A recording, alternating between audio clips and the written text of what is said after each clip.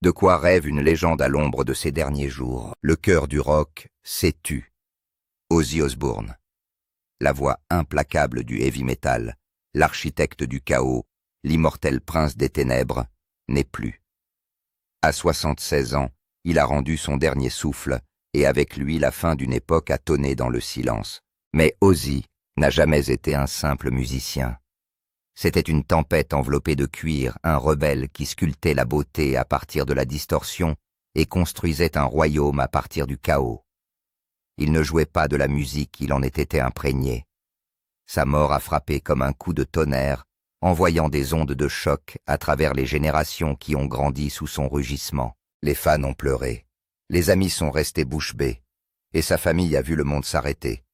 Mais même dans son dernier acte, Ozzy a refusé de glisser tranquillement dans la nuit.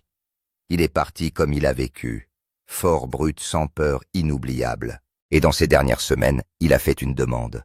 Non pas la richesse ou l'héritage, mais quelque chose de beaucoup plus humain, de plus fragile. Un dernier rêve murmuré d'une voix fêlée que seule Sharon, l'amour de sa vie, celle qui a soutenu son feu et sa fureur pendant des décennies, a retenu. Avant d'aller plus loin, lever la main non seulement en signe de deuil, mais aussi en guise de salut, pour se souvenir de lui non pas comme d'une icône en déclin, mais comme d'un homme qui a illuminé le ciel de ses sons. À l'intérieur de leur propriété de campagne, le monde s'est arrêté.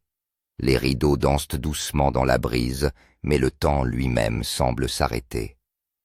Sharon ne l'a jamais quitté sa main, s'est enroulée autour de la sienne, s'accrochant non seulement à un homme, mais à toute une vie. La voix qui faisait trembler les arènes n'est plus qu'un murmure.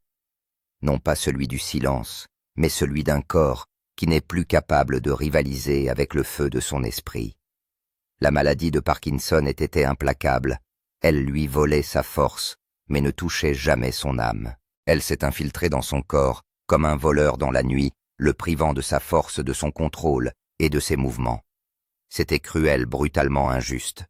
Le même homme qui autrefois bondissait sur les scènes dans un flamboiement de cuir noir et d'éclairs avait maintenant besoin d'aide pour s'asseoir. Certains jours, il pouvait à peine soulever une cuillère. Dans un rare moment de candeur, il a admis un jour que les 4 dernières années avaient été un véritable enfer pour moi. Ma santé était dans un état lamentable. Pourtant même, cette douleur n'avait pas touché son esprit. Son esprit, tel un vieil amplificateur, ronronnait encore avec clarté et puissance.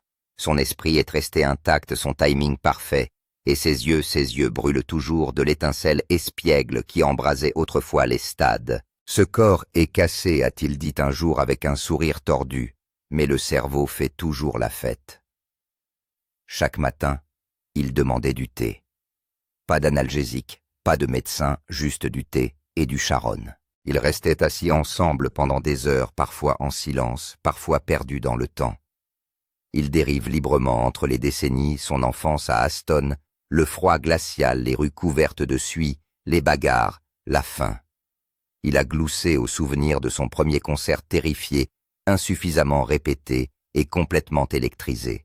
Il parlait avec tendresse de Tony Geezer et Bill, les frères de la tempête, qui l'ont aidé à donner naissance à un genre, puis sa voix faiblissait, s'adoucissait, se brisait un peu. Il parlait de ses enfants Kelly au cœur ardent, Jack solide comme un roc, Amy si discrètement forte, et même des petits-enfants. Promettez-moi, a-t-il dit à Sharon, un soir la voix à peine audible, qu'ils se souviendront du feu, pas de la flamme. Sharon se mordit la lèvre.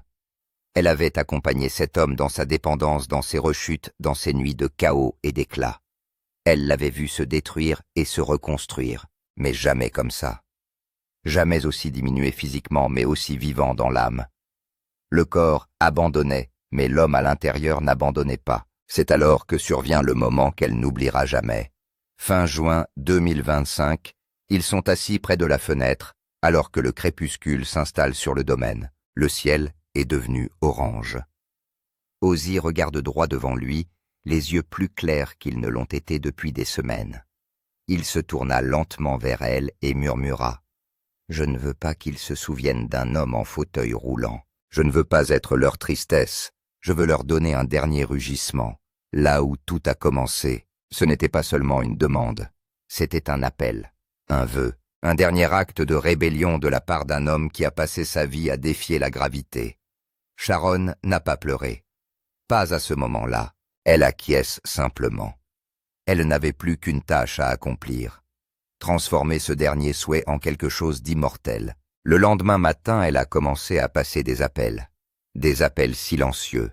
Des appels stratégiques. Ozzy pouvait à peine se tenir debout sans parler des tournées. Mais peut-être pour une nuit dans un endroit, elle pourrait lui redonner le feu. Le prince des ténèbres pourrait-il se relever une dernière fois? Elle ne le sait pas, mais elle allait le découvrir. Parce que derrière le corps défaillant, il y avait toujours Ozzy, toujours le feu, toujours le tonnerre. Et son dernier rêve était désormais le sien. Pendant plus de 40 ans, Sharon Osbourne a été plus qu'une épouse. Elle était la plus féroce protectrice d'Ozzy. Son ancrage le plus solide, l'architecte de son second acte, et le seul témoin de chaque tempête et de chaque résurrection. Elle est restée à ses côtés dans les couloirs de l'hôpital qui sentaient l'eau de Javel et le désespoir. Au cours d'interventions qui se sont transformées en larmes, à travers des matchs à hurler, des cauchemars de rechute et des retours glorieux. Ozzy était le chaos. Sharon était l'acier. Mais aujourd'hui, pour la première fois, les rôles s'inversent. C'est le chaos qu'elle doit affronter. Et sa mission de transformer un rêve chuchoté en un adieu époustouflant. Elle ne l'a dit à personne, pas même les enfants. Elle l'a gardé près d'elle, comme une flamme secrète qu'elle devait protéger du vent. Les médecins ont dit que c'était impossible. Les amis disaient que c'était dangereux. Même Ozzy, dans ses moments de doute, l'a supplié d'oublier. « J'en ai fini, Sharon. Ne me fais pas passer pour un imbécile », a-t-il râlé un soir. Mais elle n'a fait que secouer la tête. « Vous n'avez pas fini. Pas avant que la musique ne s'arrête. » Derrière les portes closes, elle a poussé plus fort que jamais. Elle a négocié avec les directeurs, coordonné avec les producteurs, et s'est battue bec et ongles avec le personnel médical pour obtenir l'autorisation de passer une nuit, une seule, sous surveillance stricte. Chaque pas en avant était une bataille. Mais Sharon n'a jamais flanché. Elle croyait au pouvoir de ce moment. La catharsis qu'il pouvait apporter. Pas seulement pour Ozzy, mais pour tous ceux qui l'avaient aimé. Elle ne faisait pas qu'honorer une dernière volonté. Elle accomplissait sa dernière volonté. Elle donnait du souffle à la seule chose qu'il lui restait à dire. Pas en paroles, mais en chansons. Quand Ozzy ne pouvait plus marcher sans douleur, elle l'aidait à répéter en chuchotant. Quand ses poumons se débattaient, elle lui rappelait qu'il avait toujours une voix même si elle se fissurait. Et lorsque les tremblements de ses mains lui donnaient l'impression de tenir un micro comme on soulève une pierre, elle entourait les siennes et lui disait « Laisse le monde entendre ton adieu ».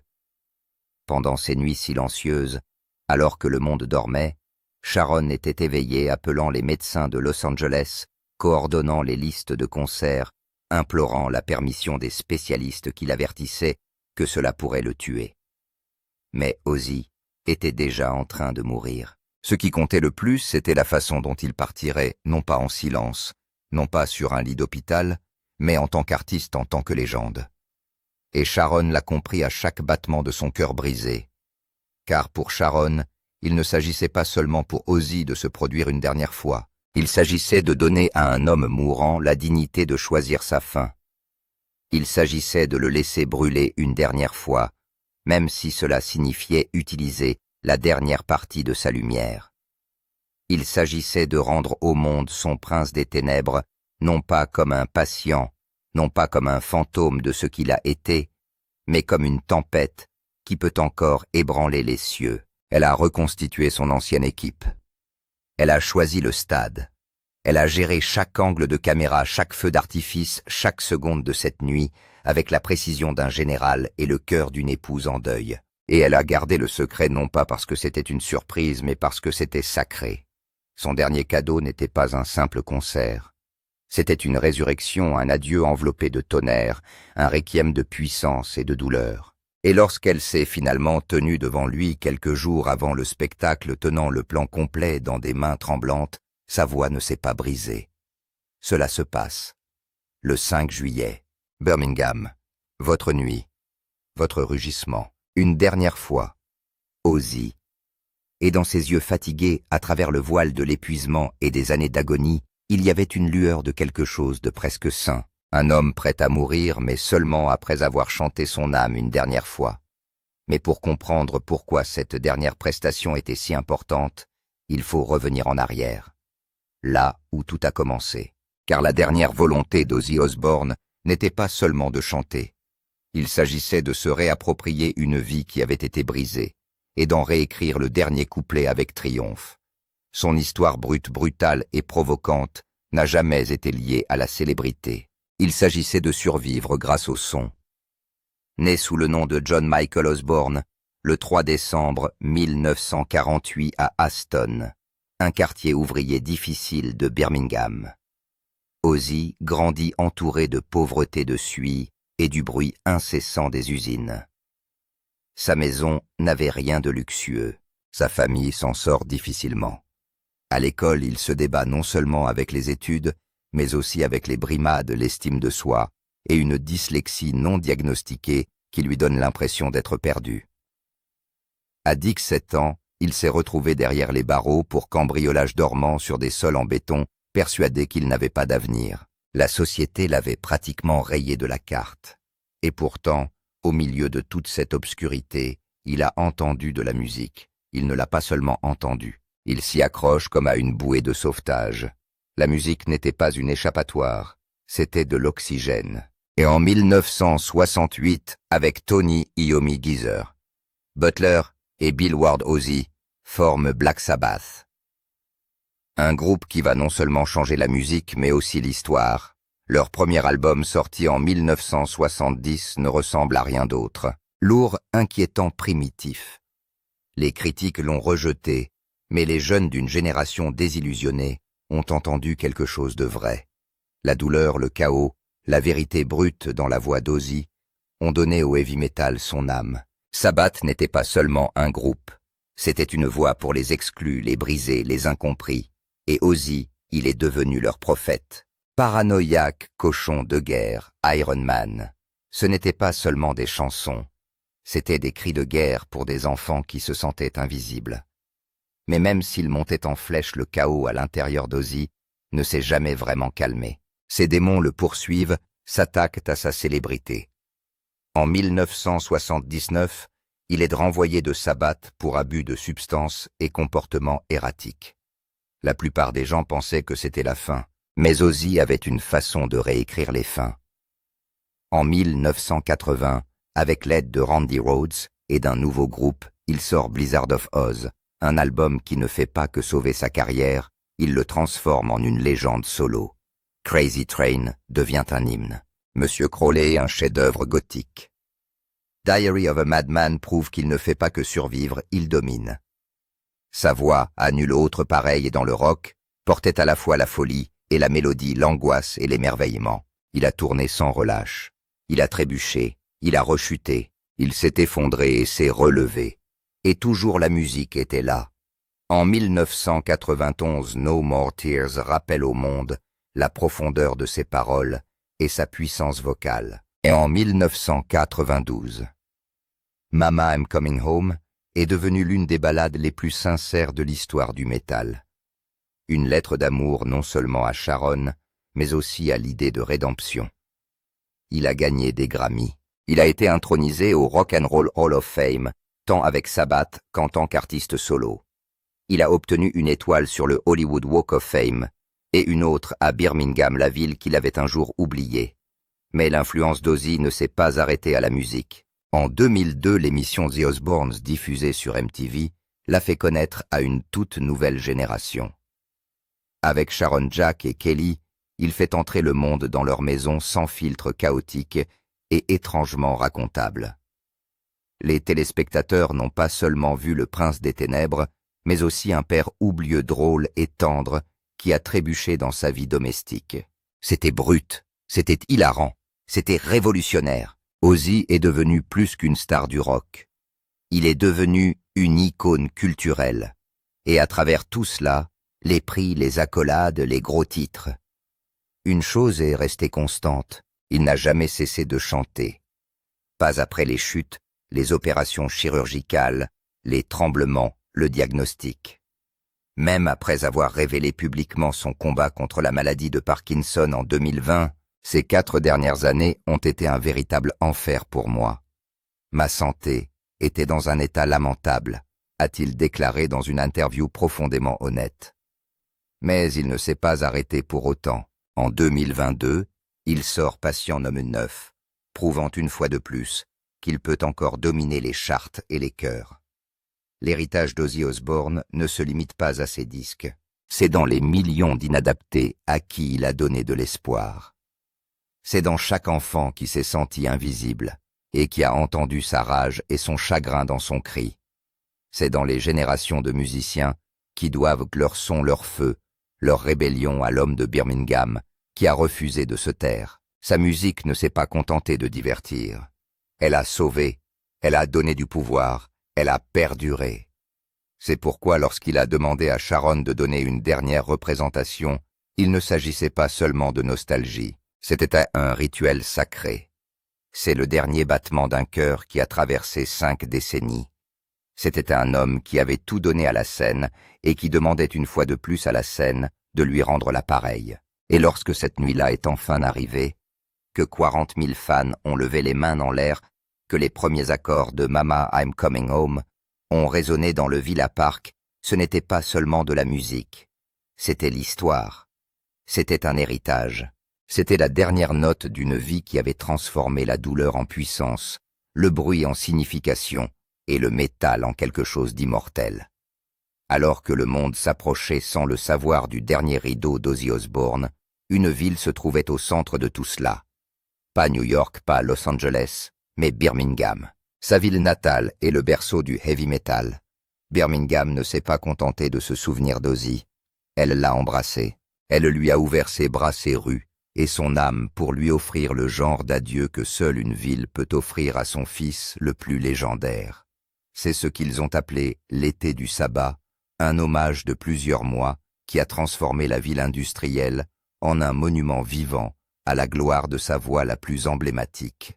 De mai à juillet 2025, Birmingham a vibré au rythme de la musique des peintures murales et des souvenirs. Ozzy n'a pas seulement été célébré, il a été sanctifié, les hommages éteignent partout, des bannières à l'effigie d'Ozzy flottent sur les lampadaires. Des fresques murales recouvraient des bâtiments entiers, capturant sa fougue sur scène et son charme en dehors de la scène. Mais un acte, un geste a surpassé tous les autres. L'un des principaux ponts de la ville a été rebaptisé Osborne Bridge. Ce n'était plus un simple pont, c'était un passage entre le passé et l'avenir, entre un garçon perturbé d'Aston et l'icône immortelle qu'il est devenu. Là, sous l'enseigne nouvellement dévoilée, les fans se sont rassemblés prenant des photos, allumant des bougies, laissant des lettres manuscrites. À proximité, une statue de bronze sculptée avec un grand souci du détail représente Ozzy, en plein concert, la bouche ouverte en signe de défi, les mains levées en signe de triomphe. Il ne s'agissait pas d'un simple hommage, il s'agissait pour une ville de faire face à sa propre histoire. Birmingham était autrefois un endroit qu'Ozzy fuyait, une ville qui ne le comprenait pas, qui le considérait comme un délinquant, un laissé-pour-compte. Mais aujourd'hui, dans ces dernières semaines, c'est la ville qui s'est levée pour l'accueillir, l'honorer, et sans le savoir se préparer à le pleurer. Les stations de radio locales diffusent quotidiennement des classiques du sabbat. Les écoles ont mis en place des programmes musicaux qui étudient son œuvre. Même les bus de la ville affichaient « Thank you Ozzy » sur leurs panneaux LED. Et puis les fans sont arrivés. Ils sont arrivés par vagues de tout le Royaume-Uni, des États-Unis, Est d'Amérique du Sud, d'Europe.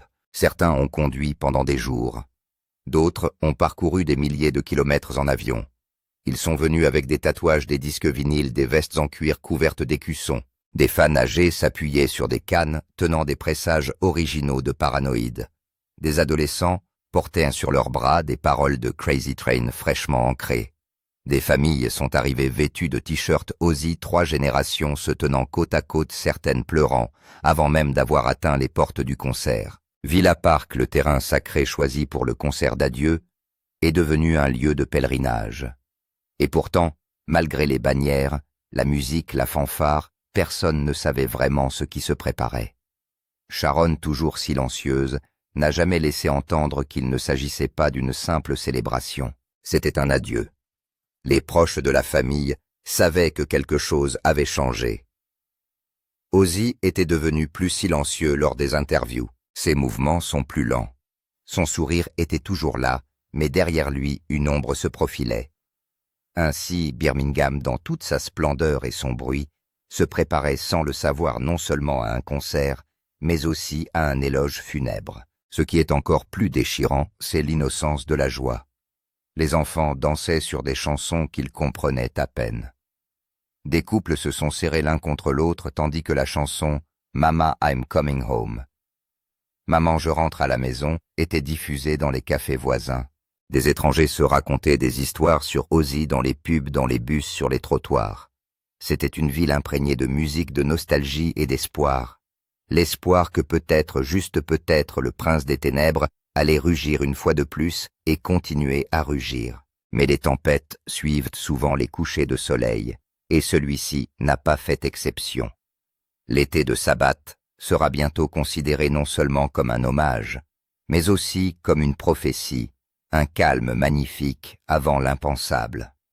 Et le moment venu, dit que 7 jours seulement après cette nuit inoubliable, à Villa Park, Birmingham, ne ferait pas que pleurer, il se relèverait en tant que gardien éternel de la flamme d'Ozzy, car malgré tous les endroits qu'il a conquis, toutes les scènes qu'il a dominées, et tous les cœurs qu'il a brisés, un seul endroit l'a vraiment connu Birmingham. C'était plus qu'un concert, c'était le dernier battement de cœur d'une légende. Le 5 juillet 2025, sous les lumières de Villa Park 40. 0 personnes se sont rassemblées pour assister à un moment que personne n'oubliera jamais. Le monde a vu Ozzy Osbourne lutter contre la douleur, la maladie et le temps lui-même.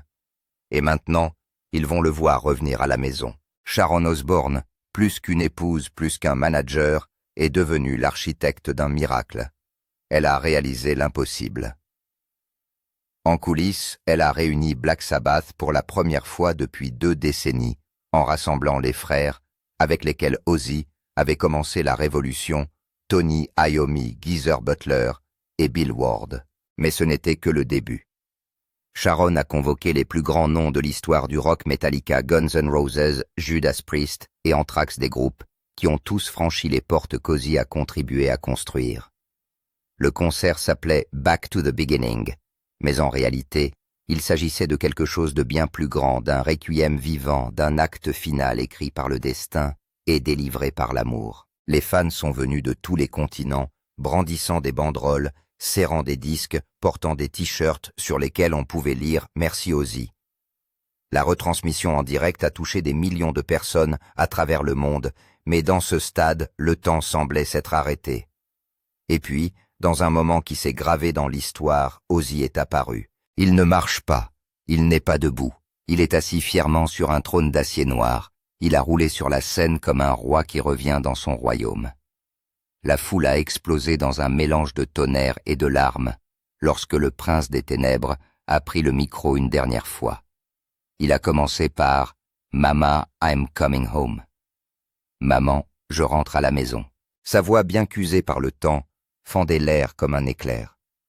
Chaque parole était un adieu, chaque note une blessure rouverte, et il a ensuite livré ce qui allait devenir le dernier hymne de sa vie, Crazy Train. Le riff d'ouverture a donné des frissons, la foule a hurlé, et Ozzy a souri un petit sourire complice qui disait « C'est ici que j'appartiens ». Pas de grands discours, pas de longs adieux, juste un signe de tête, juste des larmes, juste un silence partagé. Enfin, des feux d'artifice ont illuminé le ciel, non pas en guise de célébration, mais en guise de salut. Ce n'était pas seulement un concert, c'était un adieu gravé dans l'acier et le son forgé dans la mémoire et la musique. Sharon avait donné à Ozzy ce qu'aucun médecin, aucun remède, aucun miracle ne pouvait lui donner un dernier moment de vérité. Pour un homme qui a chanté la folie, la douleur et la rédemption, cette scène était son autel cette nuit, son absolution. Et tandis que les étincelles tombèrent du ciel, ses yeux se sont fixés sur ceux de Sharon, comme pour dire « Je suis chez moi, je suis libre ». Le 22 juillet 2025.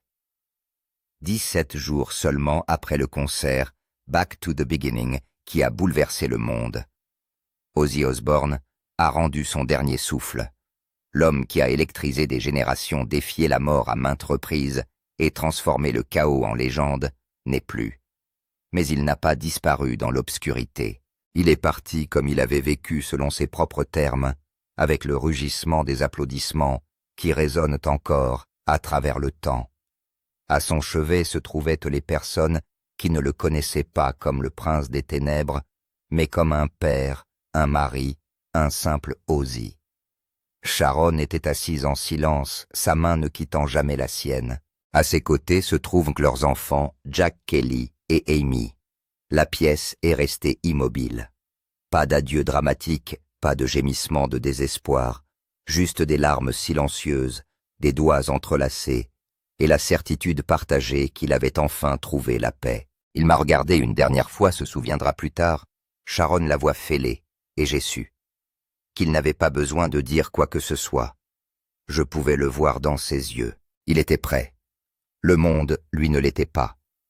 Lorsque la nouvelle est tombée ce matin-là, une onde de choc s'est propagée dans le monde entier. De Tokyo à Toronto, des millions de personnes se sont arrêtées stupéfaites. Les réseaux sociaux ont été instantanément inondés de messages de souvenirs et d'hommages. Le hashtag « Thank you Ozzy » s'est hissé au sommet dans plus de 60 pays. C'était plus qu'une tendance. Il s'agissait d'un raz-de-marée de chagrin et de gratitude. Les fans ont allumé des bougies, joué ses disques à plein volume, et se sont même rassemblés pour des veillées spontanées à l'extérieur des lieux où il s'était produit. Pour beaucoup, c'était comme perdre un morceau de leur jeunesse, de leur rébellion, de leur identité. Sir Elton John a été l'un des premiers à réagir en publiant une photo en noir et blanc de lui et d'Ozzy dans les coulisses dans les années 80. C'était une force de la nature, un ami très cher, un poète rebelle en cuir et eyeliner. Le monde semble plus froid aujourd'hui, a-t-il écrit. Rod Stewart a dit de lui qu'il était l'âme la plus bruyante, avec le cœur le plus gentil. Paul McCartney lui a rendu hommage avec un message simple mais poignant. Les légendes ne meurent pas. Elles résonnent. Ozzy, ton écho ne s'éteindra jamais. Tony Iommi, son coéquipier et frère d'armes pendant des décennies de tonnerre et de feu, a posté une photo de leur dernière répétition ensemble. Je n'arrive pas à y croire, a-t-il écrit. Mon cher, très cher ami Ozzy est parti. Les rires, la folie, la musique, nous avons partagé toute une vie. Il n'y en aura jamais d'autre. Le Rock and Roll Hall of Fame a publié une vidéo d'hommage complète retraçant le parcours d'Ozzy des ruelles de Birmingham à la scène mondiale. BBC Radio a diffusé un marathon spécial de 10 heures de ses plus grands succès, entrecoupés de clips d'interviews et de messages de fans. La chaîne ITV a interrompu son programme de grande écoute pour une séquence intitulée « Le monde pleure une légende ». Des projections de la silhouette d'Ozzy à la lueur des bougies ont été projetées sur le Tower Bridge de Londres et le Symphony Hall de Birmingham. De l'autre côté de l'océan, Times Square s'est illuminé d'un immense écran en hommage à Ozzy, avec son image et les mots « Thank you Ozzy ». Merci Ozzy. Dans les villes du monde entier, les gens se sont rassemblés pour pleurer. À São Paulo, des fans ont formé une chorale de 1000 personnes pour chanter « Mama, I'm coming home » en portugais. À Los Angeles, Sunset Boulevard a été fermé alors que des milliers de personnes se sont rassemblées pour une veillée aux chandelles improvisées. À Tokyo, un immense panneau d'affichage numérique à Shibuya affichait son nom au-dessus d'images de ces moments de scène emblématiques. Même dans les régions déchirées par la guerre, des rassemblements de fortune ont eu lieu dans des espaces souterrains, prouvant que la voix d'Ozzy avait transcendé les frontières, les langues et les politiques. Sa musique a été une bouée de sauvetage pour les incompris, les perdus, les rebelles, et maintenant, ils reviennent tous pour lui dire au revoir. Mais c'est peut-être Sharon elle-même qui a rendu l'hommage le plus obsédant. Lors d'une interview télévisée 3 jours après sa mort, elle était assise sous une lumière tamisée, tenant la même alliance qu'Ozzy lui avait passée au doigt il y a plus de 40 ans. Ces mots étaient peu nombreux, mais chaque syllabe tremblait de chagrin et de fierté. Il ne voulait pas seulement vivre pour toujours, il voulait compter pour toujours. Et c'est le cas. Elle s'est arrêtée, a retenu ses larmes, puis a ajouté « Il a tout donné même quand il n'avait plus rien à donner. » À ce moment-là, le monde a compris que la mort d'Ozzy n'était pas la fin d'une histoire. C'était le dernier couplet d'une ballade qui résonnerait pour l'éternité. Le tremblement de la voix de Sharon est devenu le tremblement de millions de cœurs. Le monde ne venait pas de perdre une rockstar. Elle a perdu un symbole d'endurance, d'humanité brute, enveloppé de pointes et d'eyeliner, d'un homme qui n'a jamais laissé les ténèbres le dévorer complètement. Des concerts commémoratifs ont été annoncés dans le monde entier des artistes de toutes les générations, s'engageant à honorer l'héritage d'Ozzy. Metallica a annoncé qu'il renommerait sa prochaine tournée mondiale Crazy Train Legacy Tour. Bruce Dickinson du groupe Iron Maiden a déclaré qu'un album hommage réunissant des légendes du rock reprendrait les morceaux les plus emblématiques d'Ozzy. Le Vatican, dans un geste sans précédent, a publié une déclaration reconnaissant son impact sur les générations. Même si ses méthodes n'étaient pas conventionnelles, sa passion a touché l'âme de l'humanité. À l'heure actuelle, les plans pour les funérailles d'Ozzy sont encore en cours de finalisation. Une cérémonie privée pour la famille et les amis proches est prévue, suivie d'un hommage mondial retransmis en direct à Birmingham. Sharon a demandé à ses fans d'allumer des bougies où qu'ils soient et de mettre sa musique à fond. C'est ce qu'il aurait voulu, dit-elle, pas le silence, le volume. Et pourtant, il n'est pas parti. Sa musique continue, son image perdure. Son influence se retrouve dans chaque riff, chaque cri, chaque règle enfreinte. Ozzy Osbourne a peut-être quitté ce monde, mais il est devenu éternel. Alors que les dernières notes s'estompent, une vérité reste indéniable. Il n'est pas parti en silence. Il est parti dans le tonnerre. Le concert à Villa Park n'était plus un simple spectacle de charité. C'était la réalisation d'un dernier souhait profondément personnel. L'ultime rêve d'Ozzy Osbourne avant de quitter ce monde. C'est Sharon qui a fait en sorte que cela se produise. Face à l'impossible, elle a déplacé des montagnes, réunissant des membres de groupes légendaires, rassemblant la royauté mondiale du rock et résistant aux doutes médicaux pour offrir à son mari la chose qu'il désirait le plus. Un dernier concert dans la ville qu'il a fait naître, entouré des gens qu'il aimait. Il ne s'agissait pas de collecter de l'argent. Il s'agissait d'élever les cœurs, d'évoquer des souvenirs et d'honorer un homme qui a vécu et respiré la musique jusqu'à son dernier souffle. Sharon Osbourne, par son silence et sa force, a veillé à ce qu'Ozzy ne quitte pas ce monde comme un patient fragile. Elle a veillé à ce qu'il la quitte en tant qu'artiste qu'il a toujours été. Elle ne s'est pas contentée de réaliser un souhait. Elle a accompli un héritage, protégé une flamme et aidé un homme à mourir l'âme en paix. Lorsque les lumières de la scène se sont éteintes, il n'a pas diminué. Il avait été transformé. Ozzy ne chante peut-être plus, mais sa voix résonne plus fort que jamais. Dans les stades, dans les écouteurs, dans les millions de cœurs qui crient encore son nom. Son dernier murmure, son ultime souhait est devenu réalité. Sa vie a été sauvage, téméraire, légendaire, mais sa fin a été calme, digne et pleine de grâce. Un dernier salut du prince des ténèbres qui a transformé le chaos en empire et la douleur en pouvoir. Son héritage ne se limite pas à la musique. Il s'agit de résilience, de passion qui brûle même lorsque le corps faiblit d'amour pur, durement gagné et inébranlable. Merci d'être resté avec nous tout au long de ce voyage. Si vous nous regardez encore, c'est peut-être que quelque part quelqu'un qui regarde ceci a été confronté à la perte d'un être cher. Peut-être avez-vous connu le silence profond et indescriptible qui suit le départ d'un être cher. Peut-être que comme Sharon vous avez tenu une main pendant les dernières heures. Peut-être que comme Ozzy vous vous êtes accroché à un dernier rêve. Nous vous envoyons notre force. La vie est injuste, elle fait mal, et la mort arrive toujours trop tôt. Mais s'il y a un réconfort, c'est peut-être que les adieux, lorsqu'ils sont faits avec amour, peuvent être magnifiques. Chuchotons tous ensemble une dernière fois. Merci Ozzy. Puisse le prochain monde être plus doux pour toi que celui-ci. Que ton âme repose enfin libérée de la douleur et que ton esprit crie plus fort que jamais. Repose en paix, Ozzy Osbourne. Nous t'aimerons toujours.